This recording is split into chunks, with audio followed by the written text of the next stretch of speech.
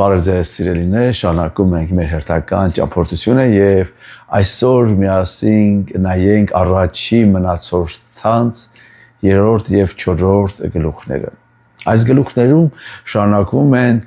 տոհմաբանությունները։ Մենք արդում ենք Դավթի որդիների, Հուդայի ցեղի եւ մյուս սերունդների մասին։ Առաջին հայացքից կարող է թվալ, թե սա պարզապես պատմական տեղեկություն է, բայց իրականում Աստված ցույց է տալիս, որ իր խոստումները չեն ընդհատվում։ Թագավորները գալիս են, գնում են, մարդիկ ծնվում են, մահանում են, բայց Աստծո ծրագիրը շարունակվում է առաջ շարժվել։ 4-րդ գլխում առանձնահատուկ կերպով հիշատակվում է Հաբեթը։ Նրա անունը կապված է ցավի հետ, բայց նա աղոթեց Աստծուն։ Իմ սիրելի աղոթներից մեկն է Միչարոս, օրհնիրից ընդարձակիր իմ սահմանները, քո ձեռքը թող ինձ հետ լինի եւ պահի ինձ չարից։ Աստված լսեց նրա աղոթքը։ Սա ցույց է տալիս, որ մարդու անցյալը կամ անունը չեն որոշում նրա ապագան։ Աստծո շնորհը կարող է փոխել ամեն ինչ։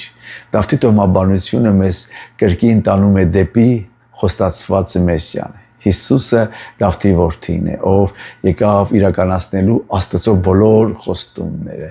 Իսկ Հաբեթի պատմությունը հիշեցնում է, որ Քրիստոսի միջոցով Աստված կարող է փոխել մեր կյանքը, մեր կորուստները նոր կյանքի։